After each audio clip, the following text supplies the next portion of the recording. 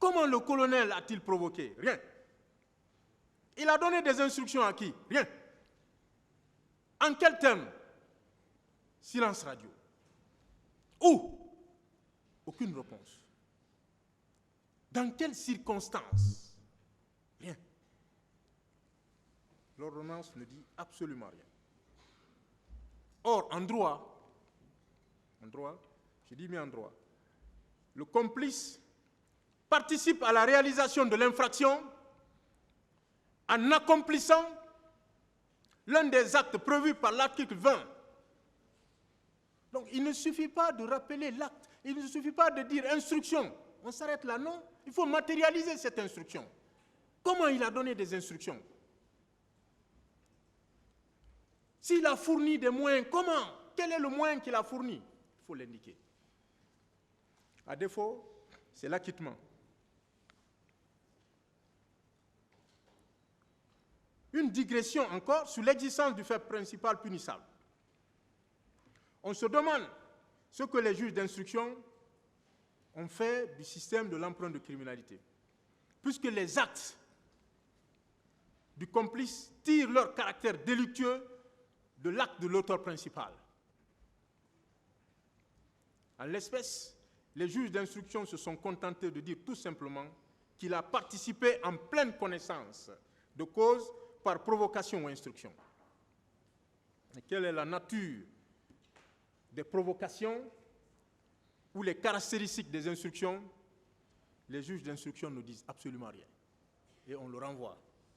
On dit, bon, passe là-bas, vous allez régler ça devant. Une vie, on s'amuse avec une vie.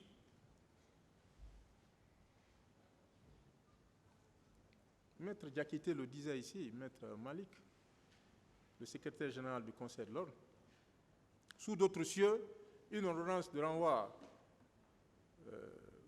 pour une telle affaire,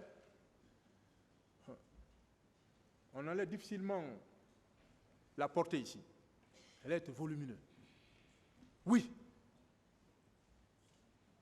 Mais comme on a voulu bâcler, on a voulu saccager des vies, et voilà le résultat que ça donne.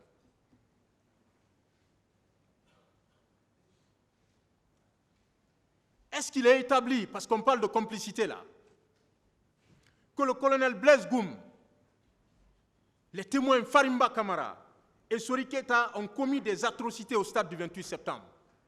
Non.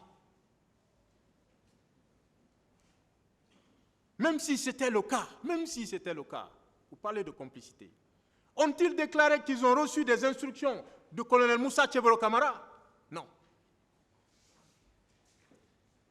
Au cours des débats maintenant, ça c'était l'instruction, au cours des débats ici, M. Ouriba Iloba, maître Ouriba Iloba, a déclaré à l'audience du 14 février 2023 que lorsqu'il est arrivé au camp Alpha Yaya, Diallo, qu'il entendait des cris de détresse des manifestants dans les violons, que des gendarmes ouvraient le feu sur les gens qui en sont morts.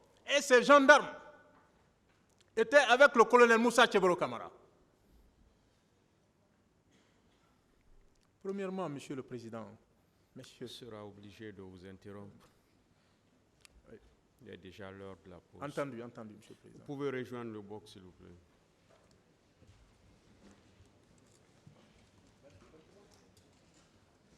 De Tony. Oui. Ok. Oui. Oui, Monsieur le Président.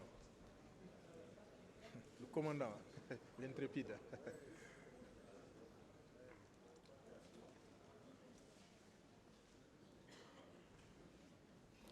L'audience est suspendue.